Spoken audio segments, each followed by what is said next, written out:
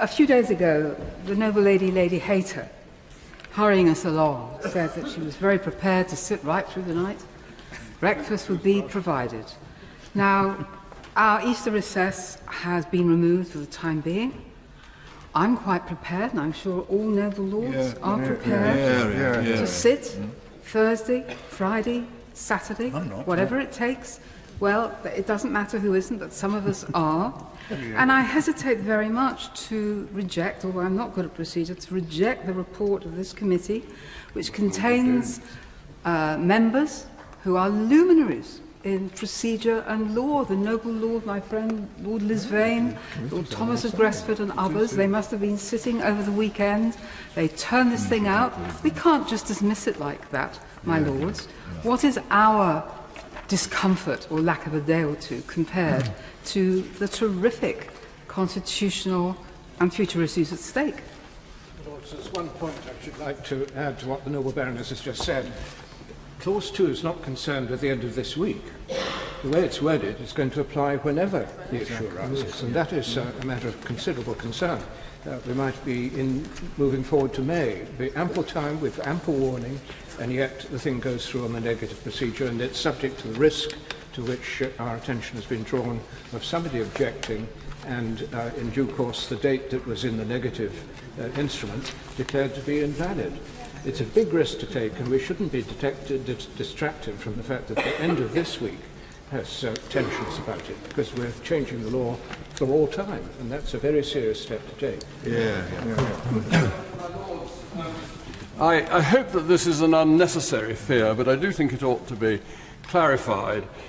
My worry is, and I'm sorry to say that this worry is intensified by what happened on Thursday, that if an affirmative resolution is needed on Friday, Saturday, is there a risk that it could be filibustered, therefore not passed, and so that we crash out because there is that obstruction to the business of the House? That worries me very much, and for that reason I do support the inclusion of Clause 2. I know nothing of these matters, but perhaps he could explain. How you can filibuster a statutory instrument.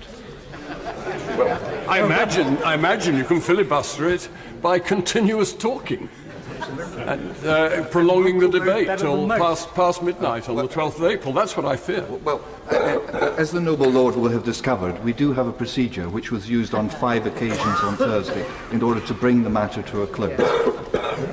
My lords, I do think it's worth just reminding that the first steps to dictatorship have consistently, through the centuries, been abandoning procedures and precedents which are put in place in order to ensure that legislation is properly considered. I'm not saying we're going as far as the Enabling Act, but it's a very, very dangerous path. My lords, this discussion has unearthed some very serious issues. I hope, therefore, that there will be an opportunity to vote on this matter so that people's votes can be recorded.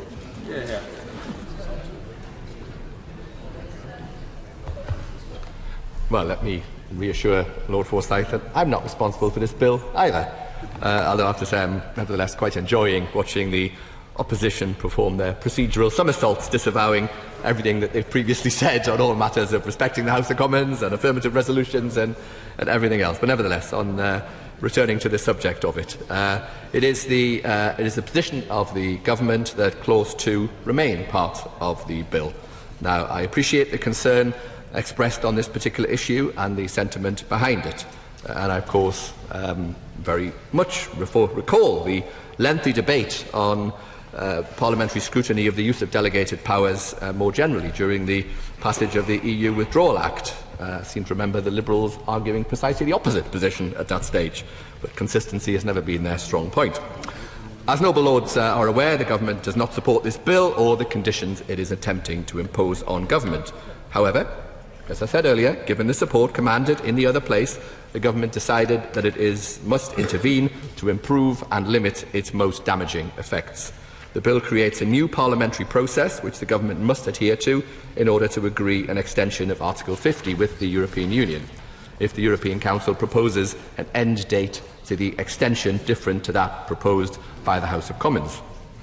Given that the European Council is, of course, on Wednesday, on the 10th of April, and exit day is just 2 days later, there is a real risk that we are timed out of agreeing an extension and therefore accidentally leaving the EU without a deal.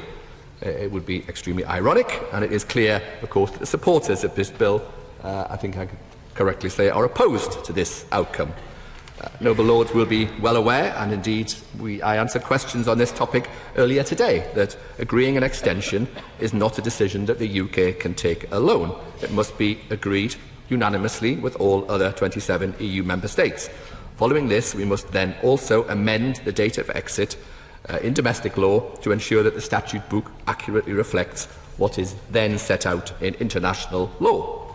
Under the draft affirmative procedure, both houses are required to debate and approve the statutory instrument, which significantly increases the risk of this not being in force in time for 11 p.m. on the 12th of April. At that point, all other EU exit SIs will then come into force, regardless of the agreed extension date, causing considerable uncertainty and confusion for many. And it is for that reason that the government tabled this amendment, which is now Clause 2 of the bill in the other place, changing the procedure applying to the power in the 2018 Act from draft affirmative to the negative procedure. And it is for this reason that the elected chamber supported that approach. Nobody wants to take that risk. Furthermore, not only has Parliament repeatedly argued in favour of an extension to Article 50 and against leaving the EU without a deal, but both houses have already debated and approved one SI to defer exit day. Clearly, there is widespread approval to use this power in such a way. My Lords, as I am sure you are all aware, while the power does have a significant effect, of course, ensuring a functioning statute book, its scope is limited to changing exit day to the date that has already been agreed in international law by the Prime Minister, and the SI cannot be made until that point. And it is for this reason that the government tabled a new clause, and why the elected chamber voted with a large majority to support this. And I hope that this House will support the same sentiment and allow this clause to stand part of the bill. In amongst what is obviously an increasing shambles, could the Minister confirm two things? First of all, that we leave the European Union this Friday by an existing Act of Parliament, and secondly, that the Government has conceded that although this is not their chosen course of action, that could be quite successfully managed. Well, I answered a question, I think, from the Noble Lord earlier today on that. I'm not sure there's much benefit in going back over those subjects. Again, we are extensively prepared for no deal because that is the legal default. But we are now supporting this legislation, however flawed that it is, that has been sent to us by the House of Commons. The question is, that Clause 2 stand part of the bill? As many as are of that opinion will say content. Content. The contrary, not content. Not content. I think the contents have it. Clear the bar.